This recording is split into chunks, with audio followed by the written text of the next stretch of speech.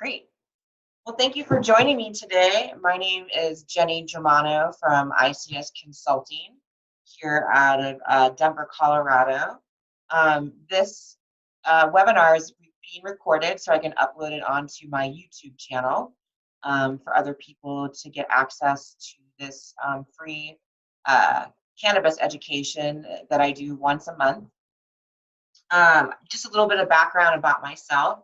I started in the marijuana industry in Colorado back in 2009. I started off as an employee in a medical marijuana boutique dispensary, and I worked my way up from the ground floor from basically I worked for free. I worked for free at this dispensary while I worked two other jobs in the restaurant industry. And then I worked my way up to a manager position, obviously a paid position. And then I worked all the way up to director of operations of a multi-million-dollar retail and medical dispensary and cultivation facility here in Colorado in 2014. So I definitely have seen a lot of changes that have happened going from unregulated market to a regulated market as far as regarding marijuana operations. And it's one of the reasons why I'm now working a lot in other states to help people based on my experiences and what I've learned along the way.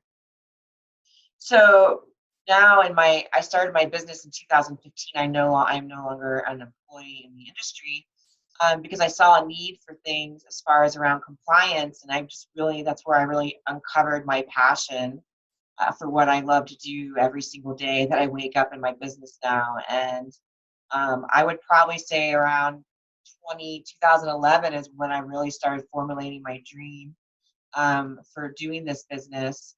It was just a matter of the right time to jump off the cliff.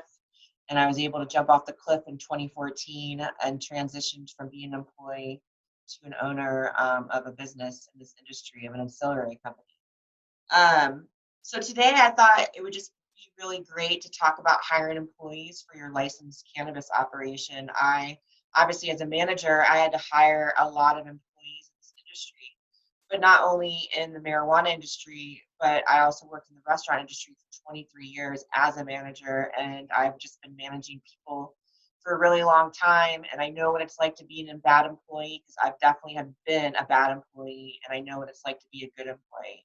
And I think just having all these experiences for myself has really just made me a better person today and better suited to help my clients or people in new emerging markets, just because I know what the difference between being a good one and a not good one, because I've had the experience myself as an employee. So I thought it would be fun to kind of tackle some stuff around hiring employees. I definitely did this for a long period of time, especially on the marijuana side. I had to hire and fire people at such a crazy rate. We were having such a revolving door at the facility I was running. And for the managers that tune in to this webinar, I understand what it's like to have your hands tied as a manager, meaning you can only do so much in the operation where you're managing, because at the end of the day, the owner is the decision maker, and there might not, uh, meaning you're only allowed to pay employees $12 an hour, and they don't have health insurance. And then here you are with this whole thing that you have to manage and run. And how are we going to find happy employees that want to work for $12 an hour and not get any benefits? That's kind of, and that's not in every facility that's running out there. There are facilities that do offer those things, especially now that I'm traveling to other states. I'm seeing some pretty competitive pay going on outside of the Colorado market, and I was really impressed with some things that I saw in another state recently about 2 weeks ago. So there's a lot of good things happening. I think the wages for employees are going to go up in our industry. I also want to share that I'm not an HR specialist.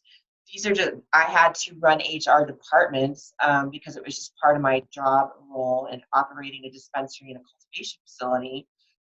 But by no means do I have a degree or am I a lawyer or anything. This is just more about just educating and tips and making sure people are prepared when they're thinking about their business and what kind of teams they want to build. And I will take questions at the end of this presentation for anyone that has questions. So the first thing I want to talk about is who I should hire for my cannabis operation. And this could be for hemp, this can be for marijuana. I mean, really any business that you're going to be hiring, your ancillary company. But, I'm really specifically focusing on licensed operations um, because of the compliance standards that we have to have from state to state. And so here are a couple things that I came up with. So one of the things is that you want to look for people that have come from other regulated industries. Those are my favorite people to hire. I loved brand new people that were out of college, young people who were right out of college. I loved people that had the 20 plus years of experience, um, management experience, working in restaurant industries or running grocery stores. Because people who run grocery stores, they just can't put any type of food they want on the shelf. There are definitely regulations and there's compliance involved. Healthcare, as we know, there's lots of compliance involved in healthcare. Go ahead and get these guys up so you can see all the stuff. So actually, the people that I hired, I did not require cannabis experience whatsoever. I was a person that had no experience, and I had a really hard time 10 years ago finding a job in this industry trying to be a bud tender. And nobody would hire me as a bud tender because I had no bud tending experience. But who had bud tending experience in 2009 in Colorado? There really wasn't a lot of opportunities for me to get that experience other than just saying, well, hey, I'm a consumer. I've been operating on the black market and I come from the restaurant industry. Look at all my skills I'm bringing with me from the restaurant industry. I can do this. So those were kind of the older days. I think now people are looking for everyone with multiple skill sets from other industries, and that's really not a big deal. But in the beginning, it was really tough for me to get a job. It took me a whole year of knocking on doors. I started in 2008 looking to get in the industry, and I could not find a job at a single dispensary until 2009, where somebody finally decided to hire me because I told them I would work for free and I was a receptionist. And then I worked 2 other jobs so I could have income. So I don't think you need cannabis experience in this industry whatsoever. I always look for people that have amazing skill sets, great personalities. You're looking for a skilled workforce, people who are goal oriented. It just depends on what your vibe is. I know places they want the cool kind of hey, I'm just slinging weed for a living vibe, and I just you know anything goes, to where maybe it's a little more dialed in, and maybe they have dress code or uniforms, or they have to wear shirts with their logo on it. It's honestly, it's such across the board, such a wide variety of different ways to create what you're looking for as far as your dispensary and serving customers. And typically in grows, for the most part, uniforms would be scrubs or something to keep as far as your clean processes, so you're not bringing in pests and stuff like that. And so, another thing is looking for leaders. When I help my clients when they're staffing, I always talk about making sure that the manager that you hire is a leader. You don't want to bring a manager on that doesn't know how to lead and is taking advice from entry level employees. That manager really needs to be solid in themselves and then can understand that they know how to manage. And then worker bees. These are my favorite people. I've been a worker bee my whole life. I just, in the last 10 years, really launched myself into a leadership role. But it took me almost a lifetime of working and getting confident in myself and believing in myself to become a leader. I wasn't always a leader, but so I know what it's like to be a worker bee and work really hard. And and be that bud tender and make $10 an hour, or work on a line in a kitchen, and be a cook or be a prep cook, or sitting there and chopping vegetables all day at 7 in the morning at a hotel. So I know what it's like to be a worker bee, but worker bees are absolutely important in our industry. I believe the worker bees are the people who keep the gears, greasing the gears, and the gears moving in our industry moving forward. We wouldn't be anywhere without the employees of our industry, and also the patients that they're serving. So, that's pretty much some of my tips on, what kind of people to look for. And hiring people with experience is fine too, but you have to make sure you ask the right questions and get a feel for them. I love people that have lots of experience, but also one of the problems or issues you could potentially run into is that that person that you hire with lots of experience could kind of be stuck in, well, this is the way I know it and this is the only way. And maybe they won't be open to learning the way that you've set up your business plan or the way that you're operating your facility. Kind of like you hire a master grower and to a grow facility, and a lot of grow operations are like this. People who have their cultivation facilities dialed in, have their processes, have it all figured out, have it mapped out, they don't even like to hire master growers because they don't want someone coming in trying to change the way that they've set it up. They want someone to come in and just follow the processes and implement them. So that happens a lot in this industry, where there might not be a lot of leeway to come in and change the way things are operating. Or kind of like, in my experience, where I stepped in a lot of facilities and they had no structure. They barely had operational structure. They maybe had how they grew, but there was no real plan as far as operating the dispensary, and there was no employee handbook, and there was no training. Employees were getting trained.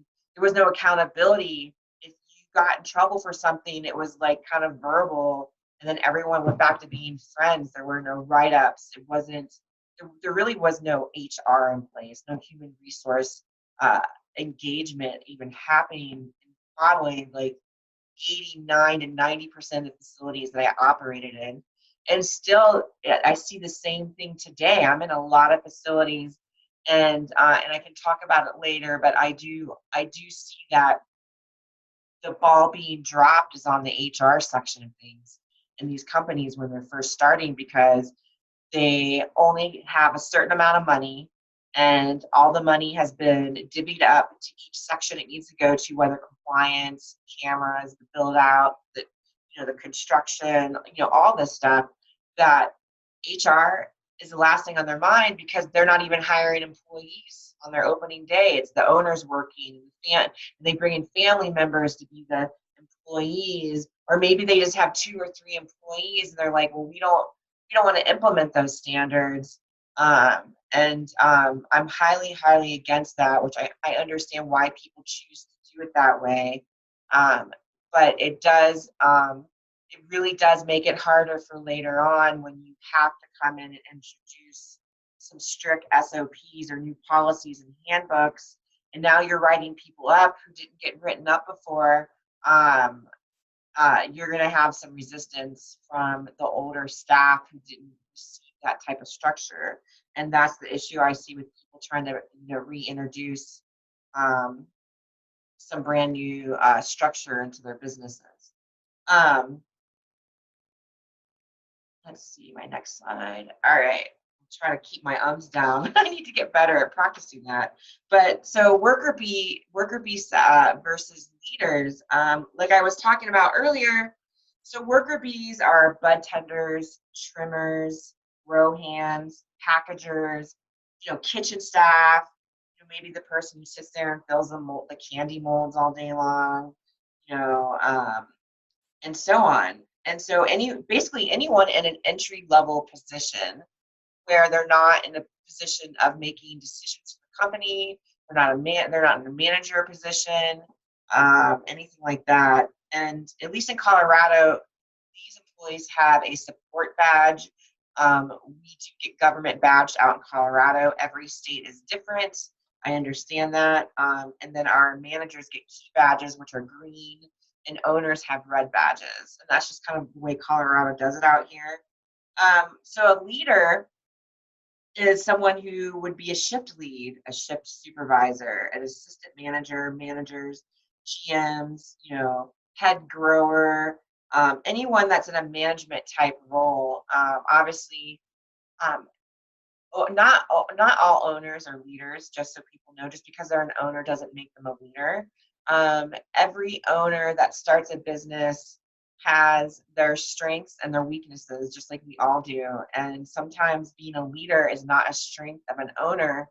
And then if you know that about yourself as an owner, then need to hire someone that can lead the team that you're trying to put together. And it's okay if you're not a leader, just to know that about yourself, and understand that you have other talents that you're doing as far as you're an entrepreneur.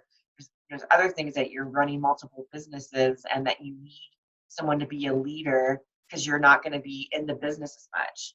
The thing about entrepreneurs is some of them work in the business and on the business at the same time, and some of them just work on the business and they hire a team to work in the business. So it just really depends on your model that you're building for your company. But I just thought it was important to highlight, worker bees versus leaders, and how each role is an important role in the workforce at our industry. And worker bees are just as important as leaders in my book. We all have a function to play to make all this, as far as operations, running smoothly. And that's my thing. I'm an operations person, so I look at everything as structure and how does it work operationally. Um, and that is my lane I like to stay in. So, what are some things I can? Oops, my next slide. There we go. So, how to find good employees and really vetting. Um, so, what are some things I can look for to know if they're a good employee? Well, this can be really challenging because you can have someone come in with the most amazing personality, and you're like, wow, what a great person I hired. And then you get them in with some other employees, and then you get a different dynamic going, and all of a sudden that person's not the person you interviewed. There's some things that will be out of our control as far as hiring employees. You're going to do the best that you can and hire the people that you can, but nobody goes untouched in any industry as far as employee turnaround, employees quitting or having to fire someone, or somebody you hired you thought was amazing came in and the whole thing fell apart, or somebody that you hired you thought was going to be a worker bee ended up being a leader. I mean, that to me that's pretty normal, and I think people experience that in every industry. So one of the things that I use to help myself for finding good employees, and trust me, I've been fooled too in interviews, but I always made sure I was really prepared. I had an interview list of questions. I think I always had about anywhere from 5 to 10 questions, and I would pick the questions I thought would fit the personality best of that person. Um, I always had those interview questions, but I always made sure I asked for reference letters. I don't even know if people do this anymore in hiring. It's so crazy. I didn't really experience it too much in the marijuana industry. For restaurants, I always had my references checked whenever I got a new job at a restaurant. I'm not sure what it's like in 2019 in restaurants, but I do know some people are not even. They said that's old school. No one asks for references anymore. That's something that people did in the olden days. No way. It's called vetting.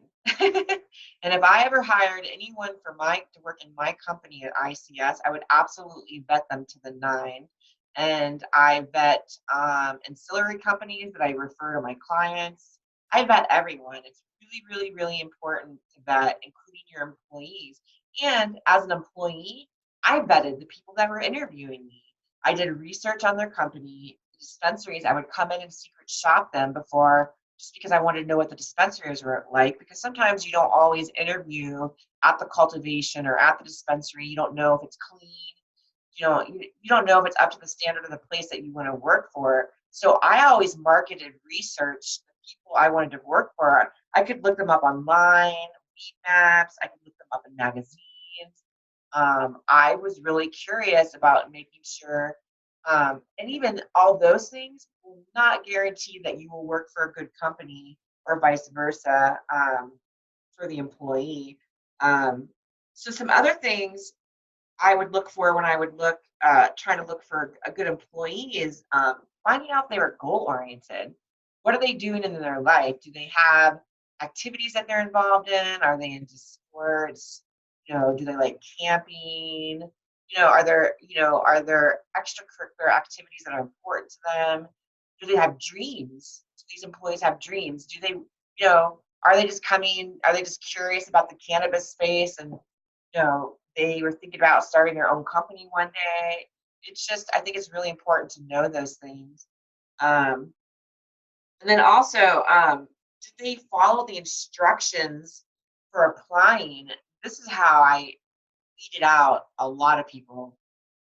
And we're talking like 10 years ago, 8 to 5, whatever years ago. So I was using Craigslist a lot to find employees back in like 2010, 2011. I know people, they use a lot of other platforms now, but those things weren't really available to us back in those days because it was still really new. We did a lot of ads on Craigslist. That was the thing to do out here. And my instructions that I would put in my ad would be cover letter, references, and send me a copy of your government badge that you're able to work in this industry. And sometimes they would do none of it or one of them, but the people who followed and did all those 3 steps for me, I would always test them in my instructions for how I wanted them to apply. And I think that's a really good way to find out if people, one, slow down enough to read the instructions, understand the instructions, and then can follow them in the way that you described you would like them followed. That's a great way on how to find a good employee because it shows you, can they follow direction? Um, are they going to be able to read information and understand what that information means and then act on it, as opposed to rushing, not reading it, and then kind of shooting from the hip. So that is a great way to discern what type of employee that you will be interviewing. Um, so I would definitely, for anyone that's hiring in any industry, however you can, and I know some people you can fill applications online now and stuff like that, and there's probably not a way to really do it in this way. Um, but maybe when you're setting up the interview, and getting the email going, you can create an email saying, "Hey, I need these 3 things from you." And those are some tips that I learned along the way. And if anyone that's looking for good interview questions, I would Google them and I would just go through what was available on the internet and just pick some of my favorite questions. I know they can be, and I've been asked, what are your weaknesses? I mean, everybody dreads everybody dreads that question to interview. Um, but there is a positive way to look at what you're not good at. Everyone is afraid to answer that question because it might not get hired because of the answer that you give, because who would hire me if I have weaknesses? For me, I love people who are honest and people know where they're at and know themselves and know what they need to work on. And so for me hiring, if someone was honest about their weaknesses, I loved it. I thought it was a positive. So it really just depends on your mindset and how you approach hiring employees and the team that you're trying to build.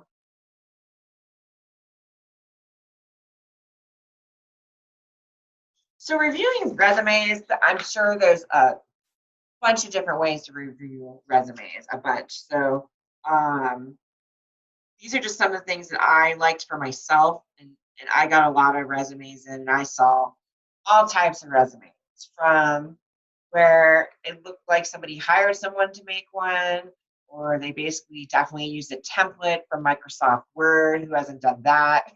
I've done that. So, or they didn't follow resume etiquette. Some people try to get a resume on 2 pages or one page now. So I don't really know if the resume tools that I grew up on, back in the 80s, 90s, and 2000 even applies to now in 2019. Um, I do know that there are some good looking resumes out there still to this day, because I do help some of my clients, and I might look over a resume, especially if they're trying to hire upper management. So one thing is I look to see if it's a good resume.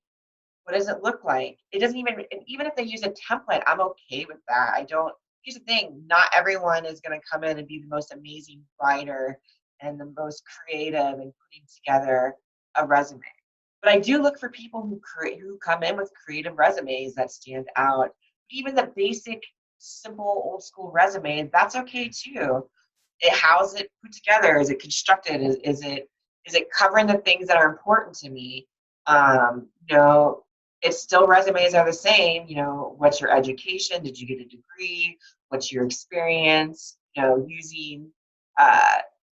using really good descriptive words that describe you, but not having a lot of content, because basically somebody has 5 minutes to read your resume. And I had stacks on my desk, piles. So I had 5 minutes to read each resume. I couldn't spend very much time. And if it was more than 2 pages, I couldn't really get to the third page because I had to go through so many resumes. But I would be able to look at a resume and know if it felt good to me and put it off to the side going, I'm going to go back later and go review this in more detail. So look to see if the resume has a good feel to it. Did they do a good job on it? Did they include a cover letter or reference? I think cover letters are everything. I loved cover letters.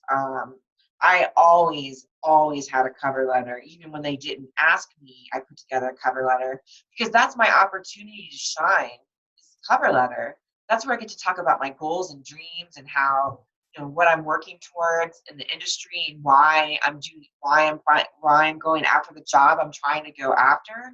And for me, that's what I love the most, because the resume was just more of a chronological timetable on just my experience. And it was always hard to put my personality into that. And so the cover letter is where I would put my personality. And it was more, you could get a better feel for who I was as a person. And so everyone should take advantage of a cover letter when they're working on a resume. Also, let's see, where am I at? Cover letter. Oh, references. I called the references. So if you get references on a resume, call them. That's the thing, is like, managers will get references, and then they would be afraid to call them. You can't be, and part of being a leader is stepping out of your comfort zone too. Just like people you're hiring, they're out of their comfort zone coming in and getting interviewed by you. And they put references on there. You should take advantage of those references, and call them and just get a good feel for that person. I do check for spelling and grammar. That's kind of important, especially in the day and age we're at now that we have spell check. If you cannot take the time and fix it with spell check and a Word document, which will help you with grammar and spelling now. And then I get spelled words. It's telling me that you didn't take the time to slow down to read it over. Like when I work on a proposal for clients, I probably read that proposal about 4 times. And I'm sorry if my internet's cutting out anyway, and I just see it keeps saying it's unstable, so I apologize for that if I'm breaking up. So even in my own business, even emails, I try and read 3 and 4 times before I send them, because sometimes I'm moving at a really fast pace, and what I'm thinking in my head is very clear, but did not get communicated clearly on the email or maybe the proposal, and that's why I slow down and read things over. So I really do look for spelling and grammar, and trust me, I make mistakes on spelling and grammar all the time. But I think where we're at in this day and age, we can slow down and turn in a really good resume that doesn't have those things.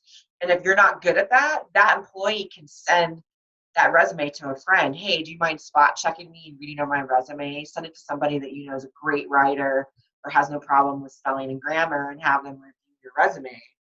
When I was first started out in my business 5 years ago, when when I would work on my website and I was writing content, all the content, I would send it to one of my friends who was a writer for a living and a copywriter. And I just said, hey, would you mind?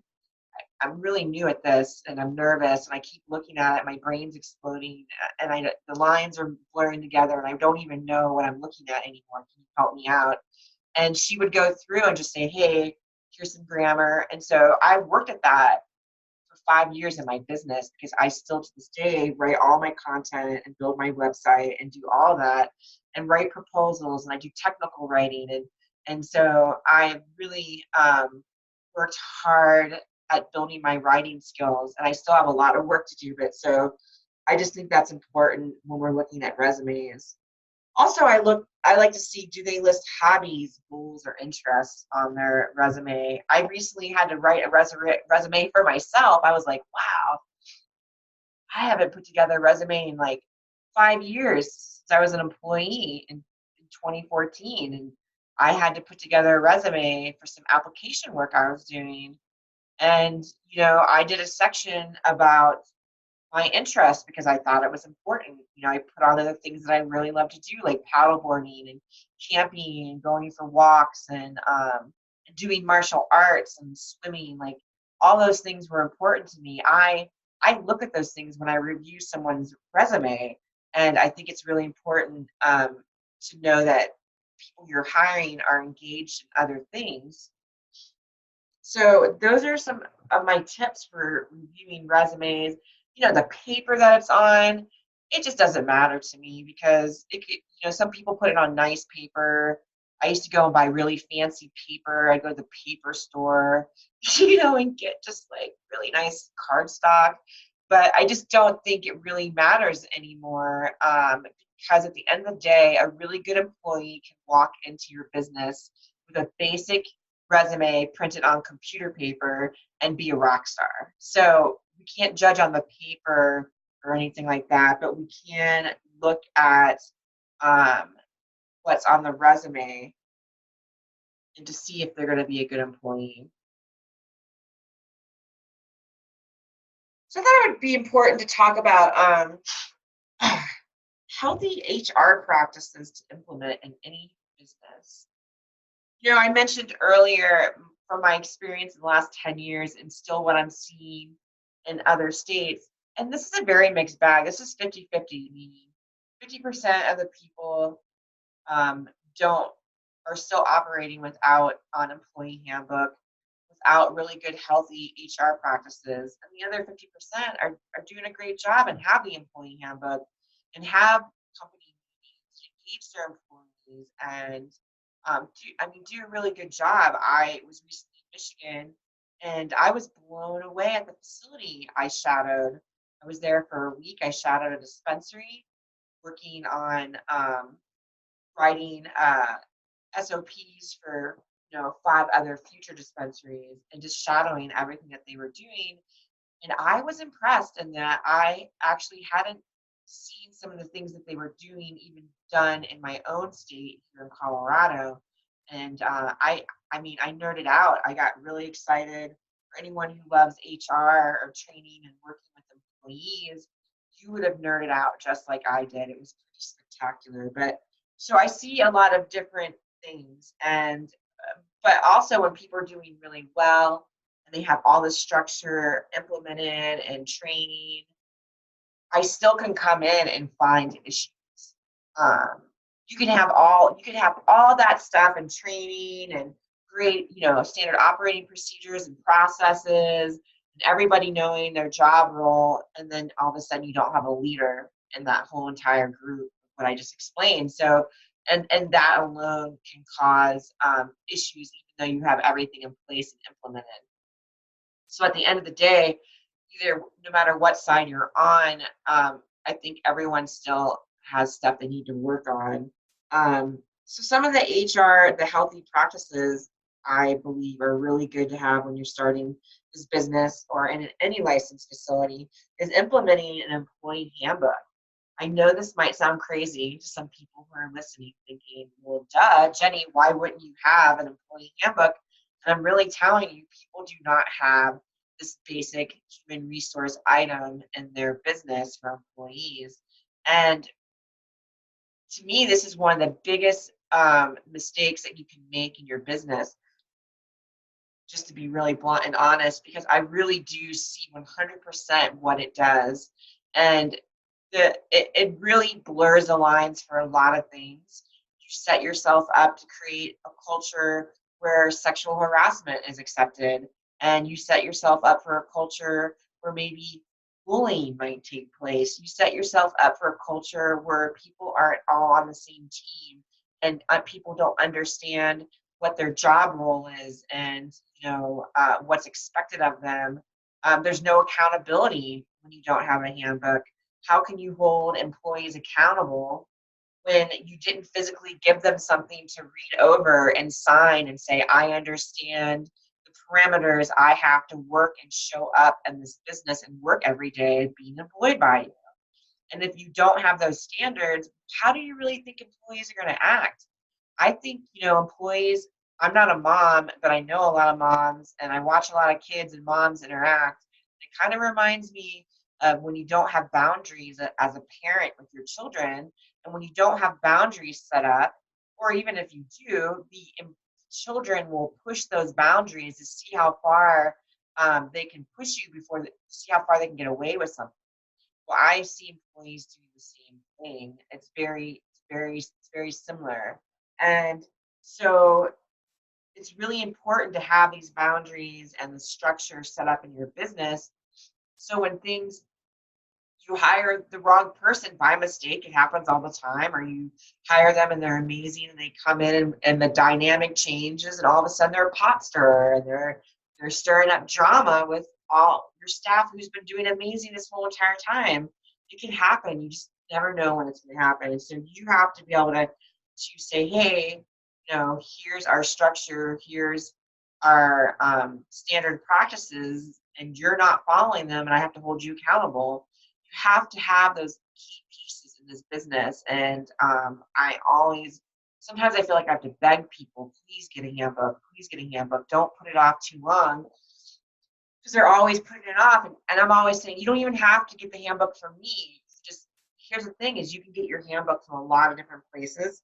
And I know I'm going to list it in another slide, but you work with a payroll company or a bookkeeper or someone who does bookkeeping, a lot of times they use platforms to use their bookkeeping that they have access to a free handbook. And same for the HR company. Same for the payroll companies. Payroll companies offer a lot of HR services as part as being on their platform and them doing your payroll. In fact, I know payroll companies, they're getting clients access to banking right now in the marijuana industry because we're lacking banking. But if you sign up with a payroll company, you have guaranteed banking for your payroll, which is guaranteed banking for your business. And then you get a nice little package of HR solutions for your business. So I'm a big fan of payroll companies because especially they provide a lot of services that are needed instead of spreading them out and getting them all from a bunch of different places. So there's definitely, I definitely think the employee handbook is the number one healthy practice in getting your business and all existing businesses. Attestation forms. You have to have attestation forms because if you're going to implement structure, if you're going to create the structure and then implement it, you have to use it.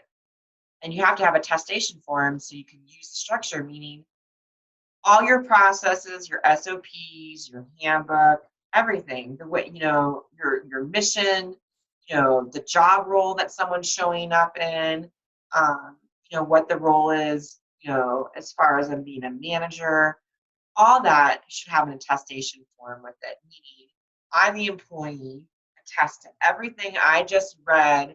That's my responsibility showing up as an employee and signing their name on it, and then that goes in their employee file. Okay, and the reason that we do this is one, the employee knows they have to be accountable, and two, you have a way to hold them accountable if they're not accountable. And I think and I talk about it later on, but documenting is everything in this industry. If it's the one thing that I learned about being a manager in the marijuana industry is document, document, document. I had so many different HR cases I had happen. I had a DORA case that I won, that I put together, and it was a 6 month it 6 month DORA case. It actually didn't have to do with me; it had to do with two employees at a facility I was running. One of them filed a sexual harassment suit, and the whole experience really taught me a lot about documenting and really showed me on what a great job I did at documenting because I saved everything. I saved all my text messages from employees when they called out. I screenshotted everything, and then I saved every email, and I compiled the most amazing employee files and all my write-ups. I made sure that I always had someone in the room when I was writing an employee up. I always had a witness. So I tried to make sure I did everything by the book the best that I could. And like I said, nobody trained me on HR. I just got thrown into it as a manager, and I had to go and read Colorado Labor Department website. I had to learn and figure things out for myself and Google things and ask other people for help. And this happens in our industry. You just get thrown into a role and you're wearing 20 different hats. So I think it's really important to have attestation forms. You want to be able to hold people accountable.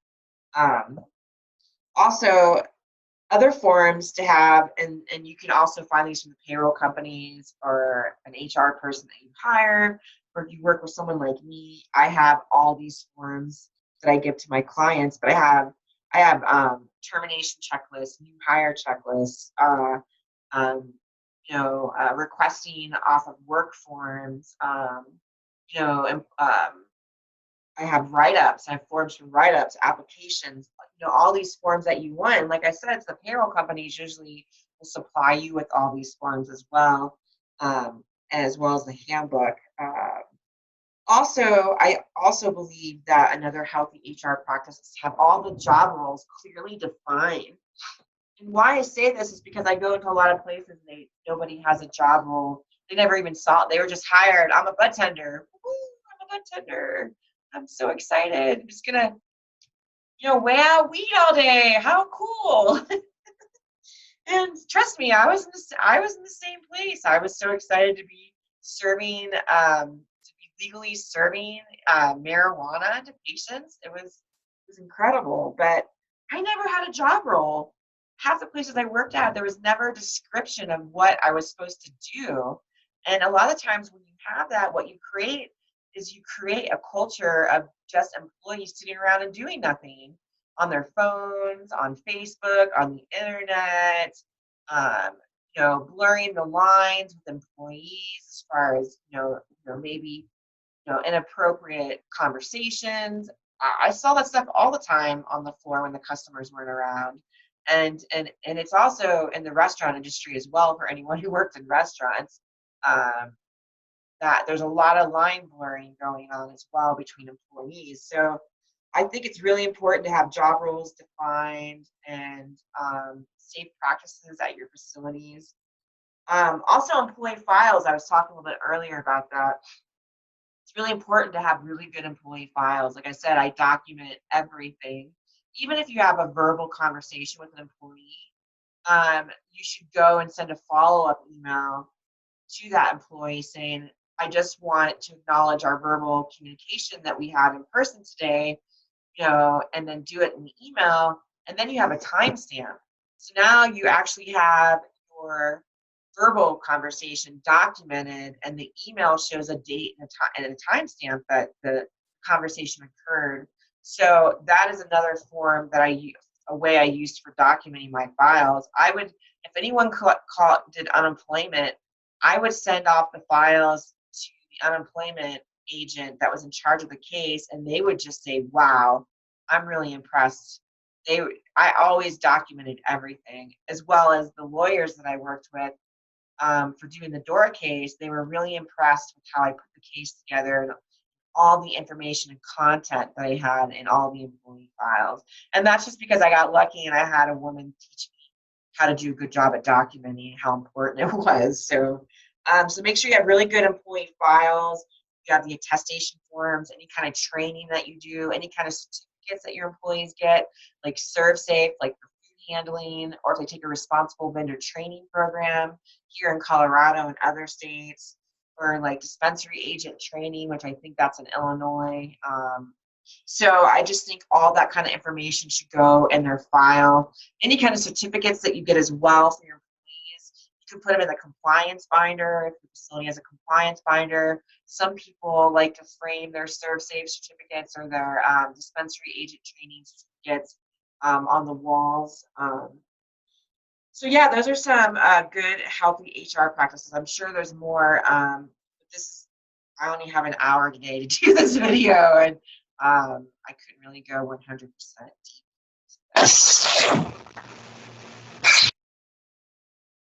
Documents.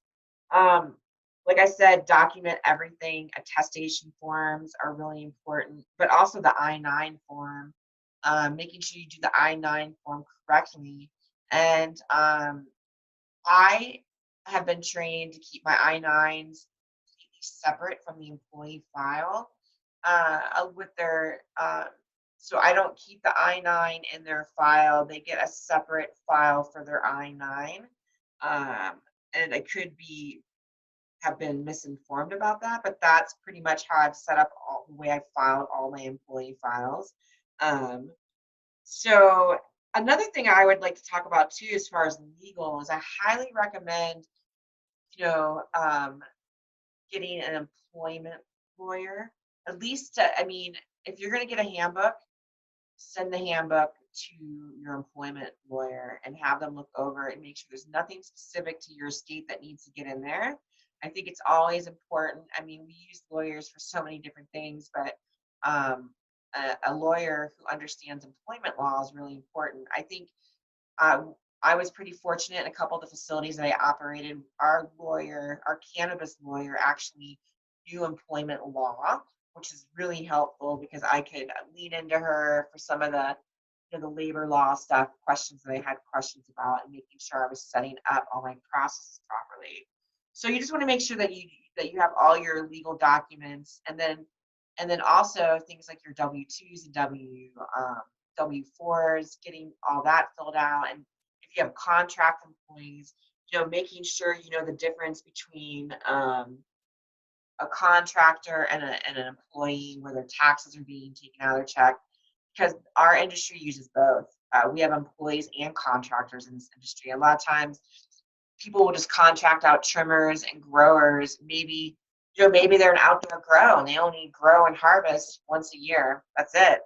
So they don't really have full-time employees. They have people they contract out that come down in harvest season or planting season, and maybe they have a couple people on staff they use to walk around and, lollipop and defan the plants and stuff like that. So having contractors is really important, and making sure that when you're putting together your employee agreements with your employees, especially if they're a contractor, that you have all the right information in there. And like I said, I would bring in an employment lawyer to help you with those contracts, especially for your contract workers.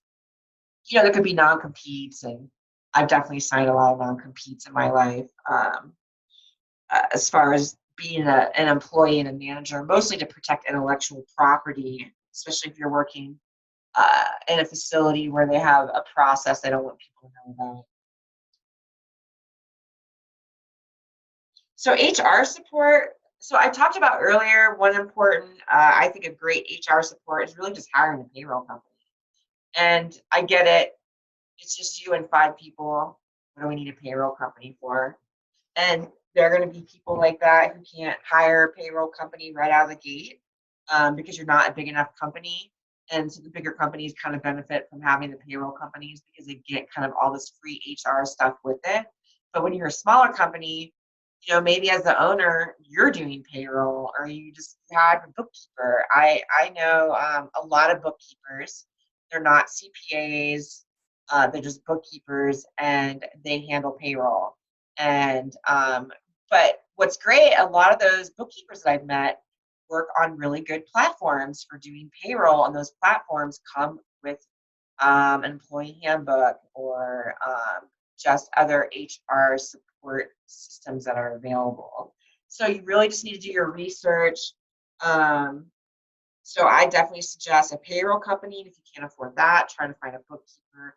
But when you're looking for a bookkeeper, find out if that bookkeeper can also offer HR support, because a good chunk of them actually uh, might offer that support, which would be fantastic. I know a lot of bookkeepers that handle all the HR policies for smaller companies. Maybe like under 50 employees.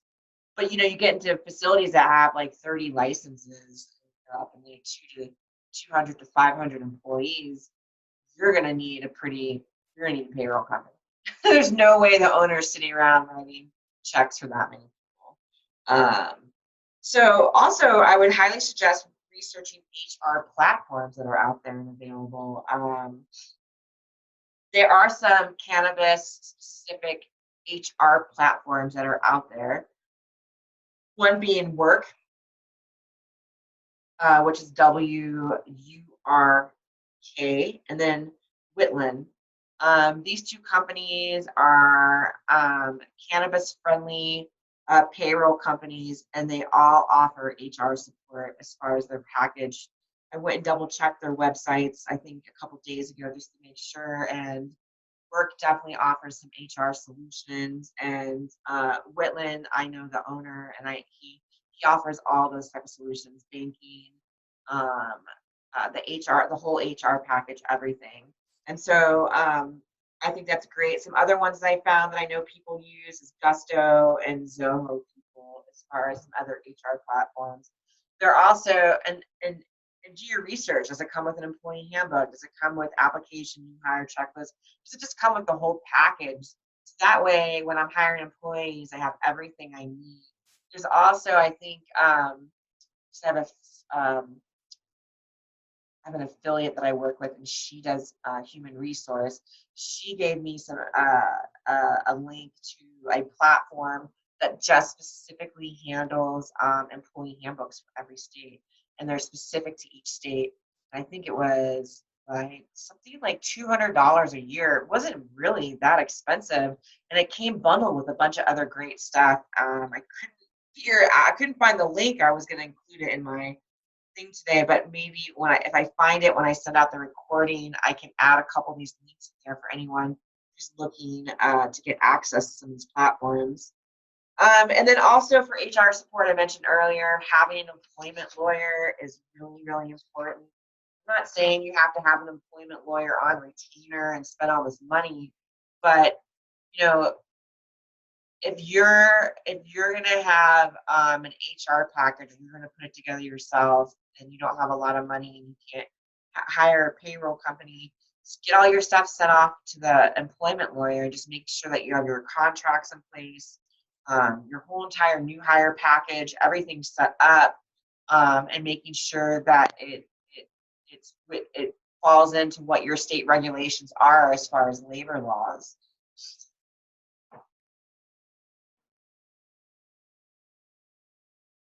So employee retention, this is always a really good one. And actually wrote an article, God, it seems like a year ago, about retaining employees. And I had some really good tips in there. And I think what I'm going to do is when I email out the recording, I'm going to add that article in so people can read that, because I had a lot of really fantastic links in it for people who are setting up their businesses and all the things they need to do in order to set up a business and hire employees.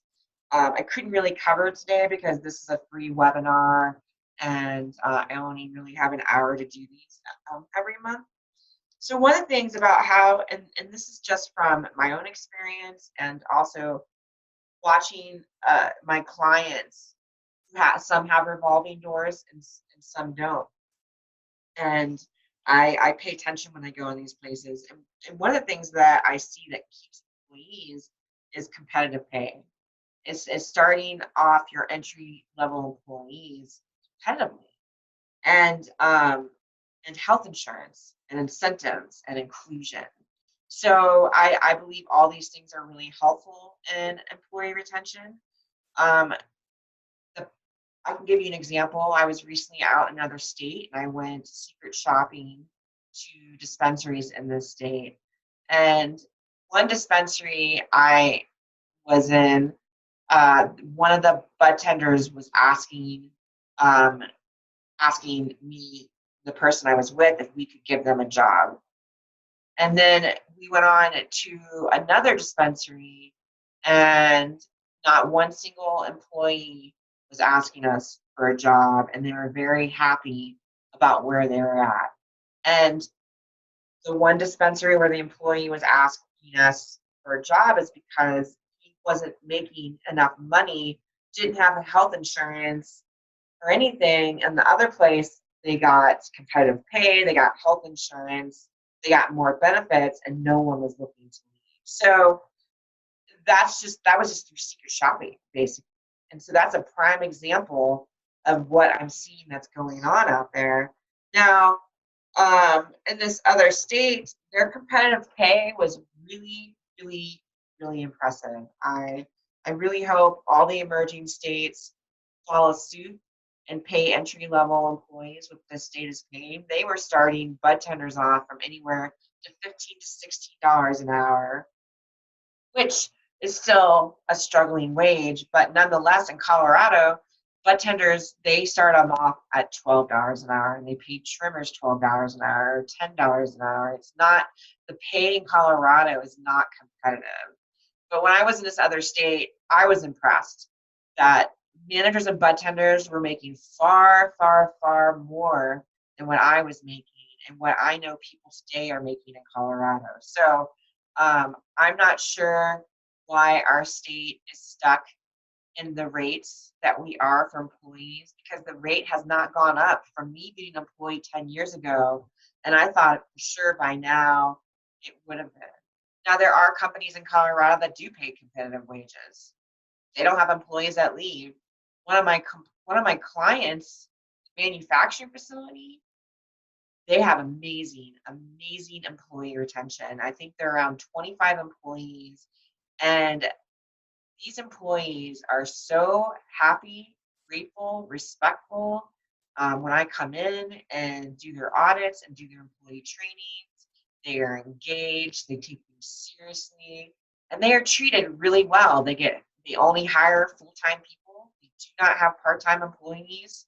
The employee break room is out of this world. It is unbelievable. It's the best employee break room I've ever seen. It's like Willy Wonka came in and blessed this break room. It's full of snacks, drinks, everything. And they do fun things with their employees, and they go bowling, and they have events, and they also participate in events selling their product. And so when I'm there, I feel like everyone that's working there has such a sense of pride for where they work. So it's 100,000,000% possible to actually have control of your employee retention in your facility. It really, really comes down to how you treat your employees and incentives and the things that you provide for them. I understand that not everyone can provide employees with health insurance. So you have to make up for it in other ways. You have to give them every other things. But from the people that I talked about, I mean, think about going from 15 to $16 an hour, and that dollar raise. That employee would probably most likely want health insurance over a dollar raise, if you really think about it. And I think it's easier to pay money to retain employees than it is to lose employees. Because when you become a revolving door, here's what it's going to cost you. This is going to be in my article that I'm going to send you guys, but it's going to cost you training. Every time you lose an employee and get a new employee, you are taking away, you're having to train them, spend the money to train them, have somebody pay somebody to train them, and then they go and leave in 3 months. So you have a revolving door with training. So you're wasting your money on training. And then you have unemployment claims. Let's just say you have an unemployment claim, and now you have to pay that unemployment claim for 6 months, $1,500 a month. Are you kidding me? You could have spent $500 a month total on doing nice things for your employees every single month, stocking the break room, giving them somewhere to sit down and eat. just making sure that they have these specific things and spending $500, a month, and also including them, like having, bi-weekly or monthly meetings and having snacks at those meetings and letting them take part in the business itself by getting excited and getting involved in all the different tracks, like in your dispensary, like, your marketing tracks, or how you're tracking how patients heard about you, and did they come in from this advertisement or Facebook or Weed Maps or Leafly or whatever, like get them all involved in these processes, and they will be excited about working for you.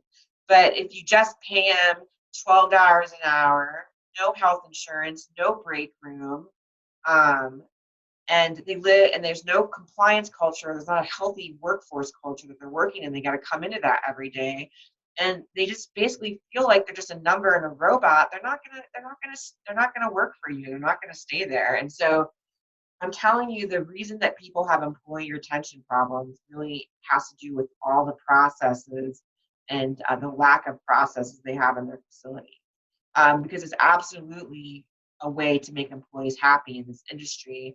And because people want to be successful in their life, and there's some people who want to move on and have goals and be oriented and have dreams. And there's some people who are like, hey, I could just stand behind this bud counter and fill up jars for the rest of my life and be as happy as can be. So everybody has their different paths they want to be on, but there's no reason to have a revolving door in your facility. And it always comes down to owner, and it comes down to money. And that's the one, your employees is where you should never cut corners. If you cut corners, it affects everything. It affects your profit, your bottom line, your customers, the people, it affects everything, your brand, your reputation. And the employees go on Facebook and badmouth your company, and nobody wants to work for you because everybody knows there's no benefits and your pay is crappy. So, like, this is just what I'm seeing out there, and I see how it works and how it doesn't work. And people where it's not working, I know why it's not working. And even those people don't want to pay me to help them, because there's some places they just don't want to fix the issues, and they're just bleeding out money. So it comes really down to the employees. They're everything for your business, and it just makes no sense to me why people treat their employees bad, and that they're all about the money, and they could make more money. You had happier employees. Like, people think if they spend money on their employees, they're going to lose money. No, you're losing money by not spending the money on your employees.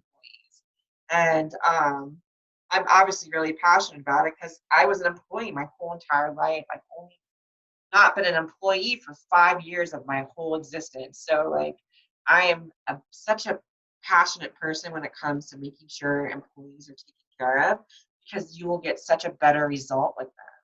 I just know it for myself, and I know it when I see and work with other people. So those are some tips. And like I said, I'm going to send you guys that article I wrote about retention. So another thing is know your labor laws. This 6 minutes over. So know your labor laws. As a manager, owner, it's your responsibility to go on and understand how to give the proper breaks, what the regulations are, making sure your employees are getting breaks, whether they're paid or they're a 15-minute break.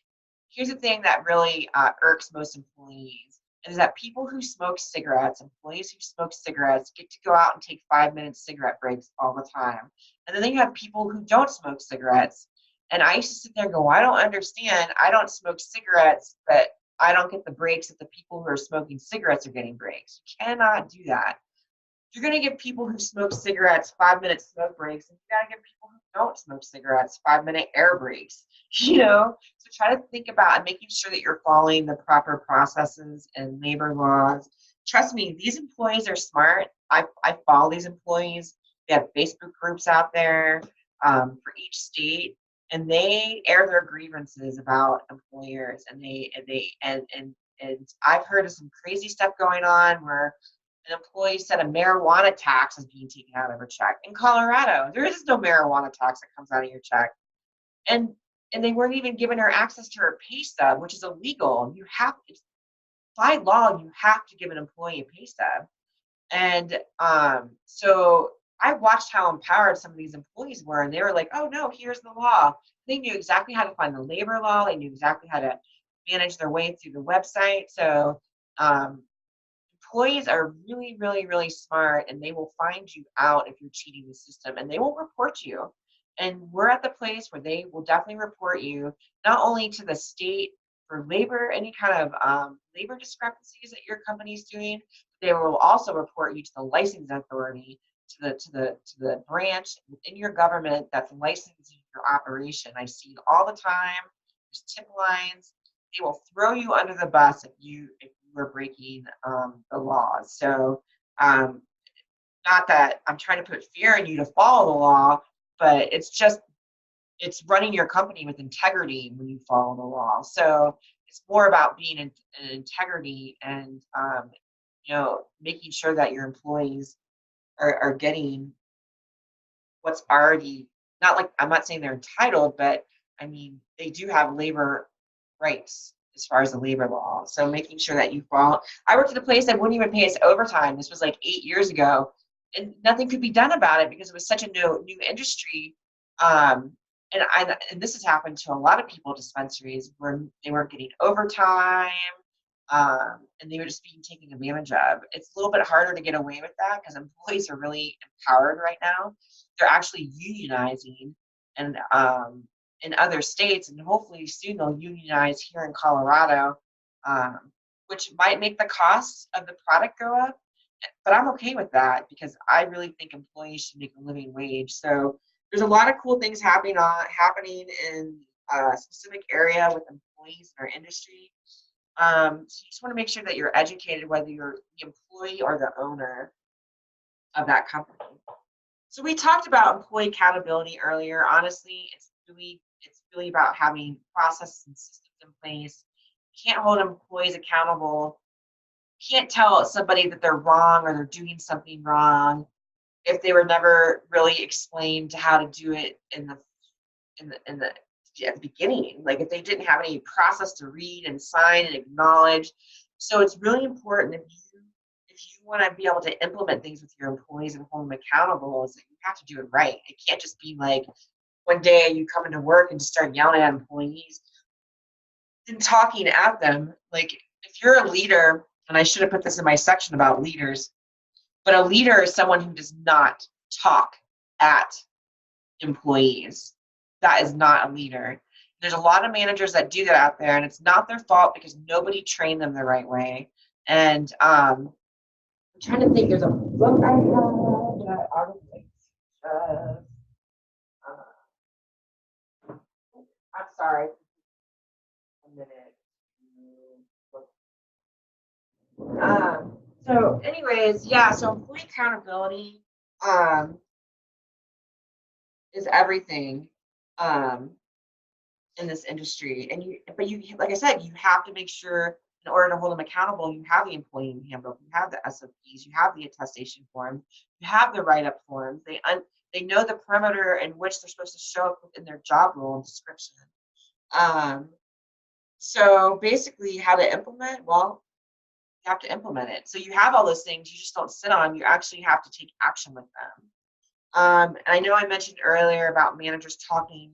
Let me go back to that really quick. Talking at employees. You should not talk at employees. When you talk at employees, it just shuts them down and they will not hear you because now they've been made to feel wrong. You can course correct with employees and not make an employee feel wrong.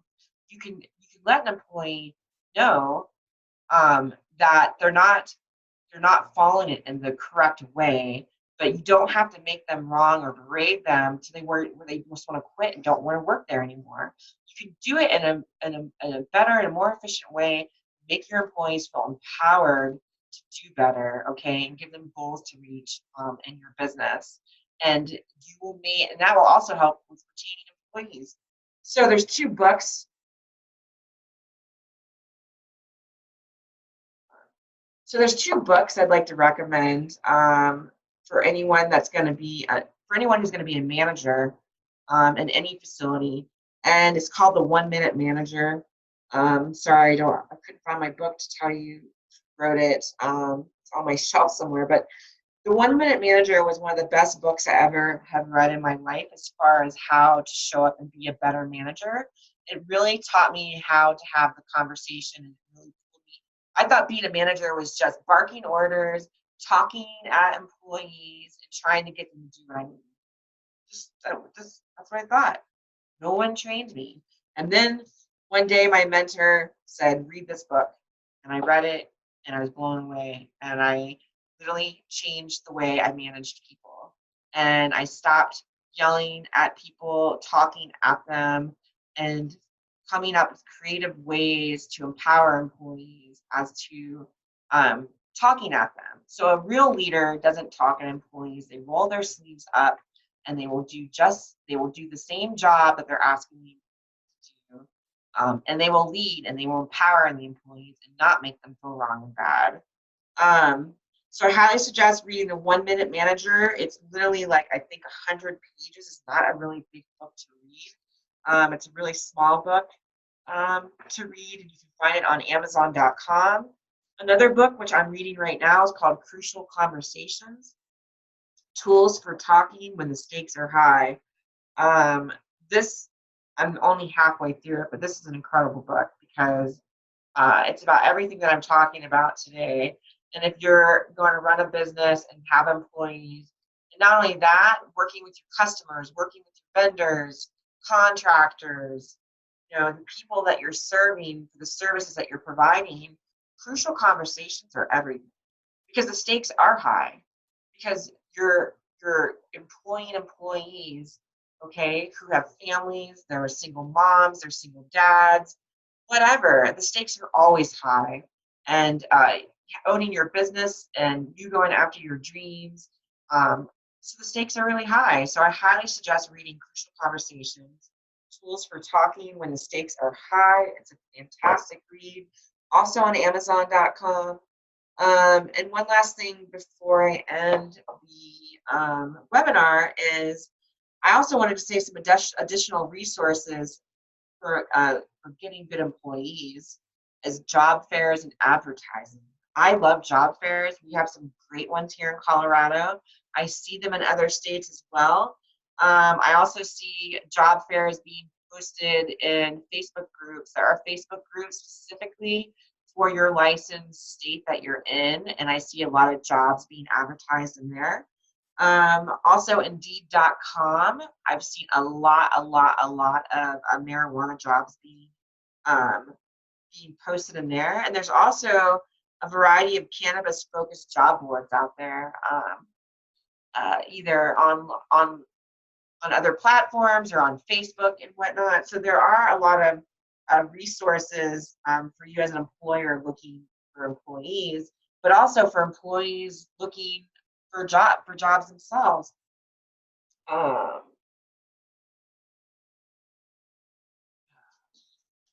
So we're at I know I went a little over, like 15 minutes, but I really thank everyone today for joining me and watching my webinar. I really hope it was helpful. It's really hard to pack all this information into an hour. It's so hard for me because there's so much information to share. But anyways, I will be emailing out this recording, and you can always reach out to me at jenny@icsconsultingservice.com, or feel free to visit my website at icsconsultingservice.com, or you can find me on Facebook. I'm on Instagram, anything like that, and feel free to reach out to me if you need any help or referrals, or just have questions about something that I talked about in the webinar.